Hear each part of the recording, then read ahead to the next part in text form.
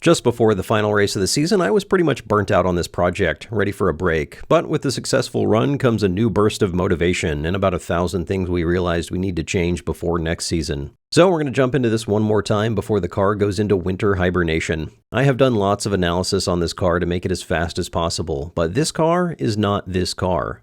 This car is perfect, and this one, less than perfect. And not just because it kind of looks like a turd. This car will never be perfect. Nothing in the real world ever is. Real things are messy, and the ideal world of computer analysis is perfect. And today, we are going to narrow that gap with a lot of 3D printing.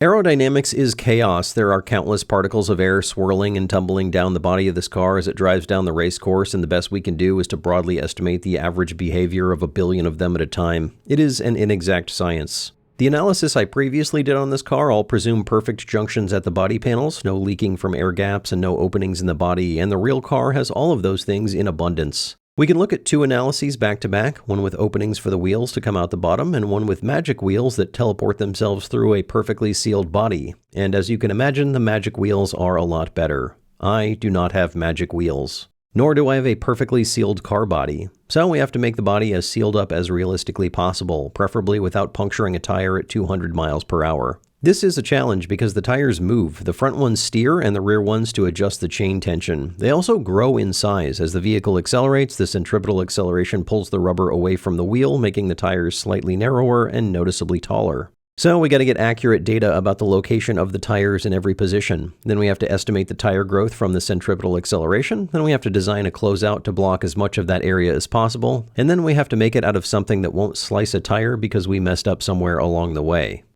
Let's start at the end. Bamboo Lab recently sent me a couple of rolls of their new TPU. TPU is kind of like a rubber that you can print on a 3D printer. It's not actually rubber, it's a thermoplastic elastomer, which just means that it's a plastic that has rubber-like properties. Bamboo has had a TPU for a while, but this new stuff is different because you can use it in the AMS, which means you can print it with other materials in the same part. This is actually a bigger benefit than it seems because most of the time when you want something flexible, you also want part of it to not be flexible. Like the camera mount I used on the rear tail fin, I don't want the whole thing to be flexible, but I do need to get the camera in and out of it, so I printed the bottom part of it in TPU. This stuff has come in pretty handy. I needed to seal up the exhaust so critters and moisture don't get inside, and for that I made a plug with a TPU seal for it so it seals nicely in the exhaust. I even put this nice shape on the end so it can be easily inserted and removed from the exhaust. Nice. This material will be excellent for the wheel closeouts, rigid enough to stay in place but soft enough not to slice the tires. And I can print the outer part with something rigid enough to bolt to the body panels. Full disclosure, this channel and this video is supported by Bamboo Lab, and they did send me the TPU for free. I just want to be transparent about that, but I kind of went to town making random stuff with this new TPU. If my previous video about 3D printing convinced you to get a Bamboo printer, then click on the link in the description to get a roll of the new TPU for AMS and try it out. And if I didn't convince you to get a printer, go watch that video again. You need a printer. There is one thing to note about this TPU for AMS. It doesn't have a lot of impact strength in the Z direction. Basically, don't print anything tall and skinny with it, especially if you plan to hit it with a hammer. As with all filaments that have Z dimension limitations, you can mitigate this by orienting your print differently, like laying down tall things. For what I'm doing, this stuff is perfect. If you have a 3D printer, give it a try. It's been a lot more useful than I expected it to be.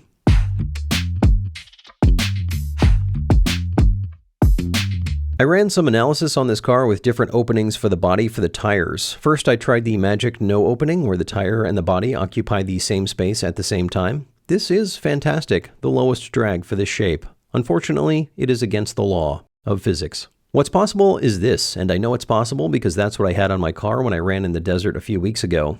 These openings are not huge, but they're not as small as they can be. And you can see when we run an analysis on a body with these openings, the aerodynamic drag is noticeably worse. Just to confirm this trend, I did another analysis with very small openings, about a 3mm gap from the body to the tires, and we found the result to be pretty close to the ideal impossible condition.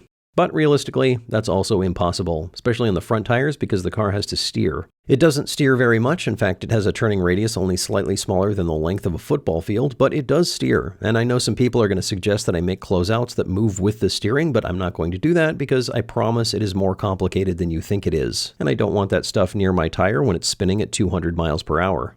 Speaking of 200 miles per hour, the other reason I can't have a tiny gap is that the tire expands as its rotation speed increases. My buddy Shay Nyquist measured this with his electric motorcycle with land speed tires and found that the tire grows about 3/4 of an inch at 300 miles per hour when accelerated off the ground. So my last gap of 3 millimeters won't work because we need 3/4 of an inch, which is 19 millimeters. So I drew up an opening that just barely fits with the wheel envelope and also has room for tire expansion. This will definitely work with not much margin for error. It is doable, but just barely. So I opened it up a little bit more and ran another analysis to see what happens when we actually have some margin for error, and it's pretty much the same. This is wider on the sides by about 2 millimeter and in the front and back by about 6 millimeter where the tire expands, so we'll go with this one. I have a CAD model of the entire vehicle, including the wheels and their different steering positions, but if you've been watching this build, you know that the CAD has been different from the real world in pretty much every step of the way. So we're going to scan the wheel openings as they actually are and with the tires in every position. I'm going to start at the rear since those wheels don't steer.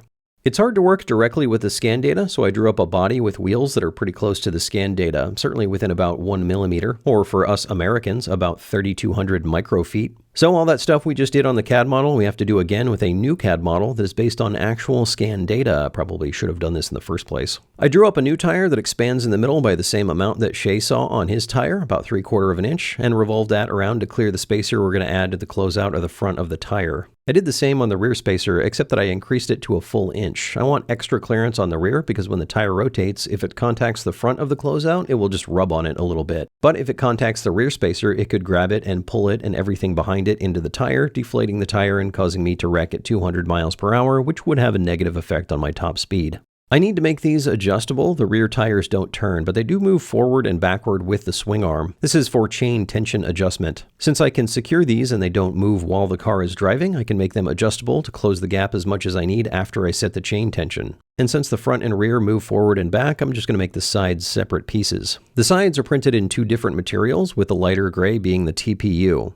The inside one will mount to the aluminum wheel closeouts and the outside one to the outer body panel. The front and rear pieces are designed to attach to the bottom tray. They're also printed in 2 materials. The part nearest to the tire is TPU. The rest of it is PETG to give it some stiffness where it attaches. I made 3 slots on each one to adjust them fore and aft. You can see that this whole thing sits up and away from the bottom surface of the car. This is not ideal, but the plan here is to just print out a piece that mounts flush with the body surface. I'll have to do a new one every time I adjust the chain tension, but that shouldn't be too difficult. It was about this time that I realized I could just do this. Like I could have 4 mounting screws in the floor pan and just have one piece that comes in from the bottom and skip all of the multiple pieces and adjustability and complexity. Why didn't I start with this? Why did I spend all of that time designing that other stuff? Maybe I should step away from this project for a minute. But first, let's try this other thing. AirShaper has a feature that allows you to get some automated feedback. You tell it you're trying to reduce drag and it will tell you where you might want to push the surface in or pull it out. And the biggest areas it wants me to push the body out are in front of and behind the tires. So I kind of traced out some similar shapes and did a quick analysis. There was no improvement. In fact, it was slightly worse. This was a quick and dirty test, but I think there's just so much turbulence under the car that I'm never going to get the air to behave the way I want it to. Also, this seems like an unnecessary addition, and it kind of looks like my car has clown makeup. So I'm going to pass on this one.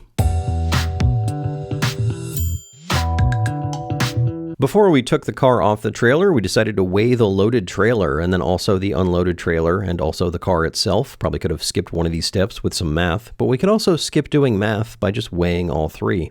How much does the car weigh? Well, drop your guess in the comments, and if you guess correctly, I will Sharpie your username on the inside of the engine cover. What were we talking about?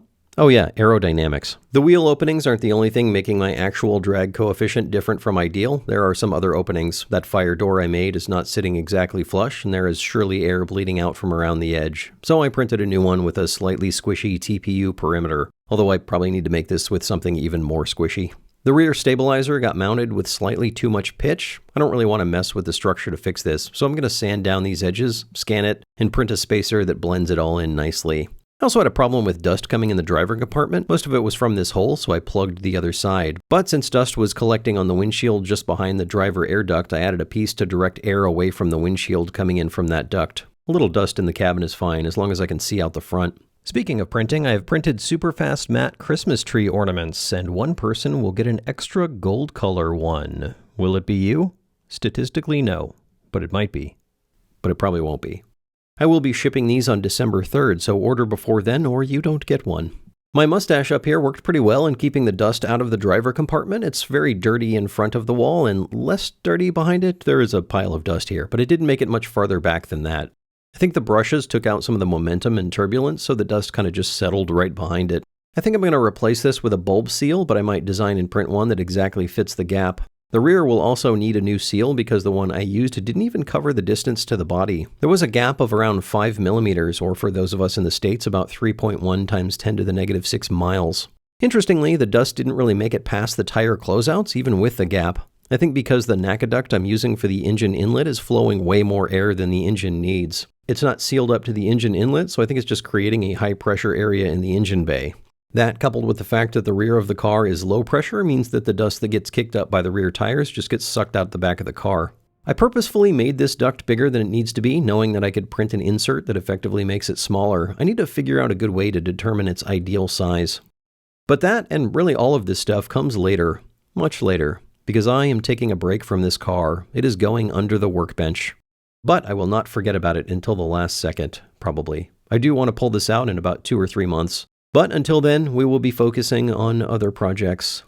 Thanks to Bamboo for supporting the channel. Check out the new TPU for AMS if you have a Bamboo printer with AMS. And if you don't have one, think about it. It's kind of my new all-around problem solver.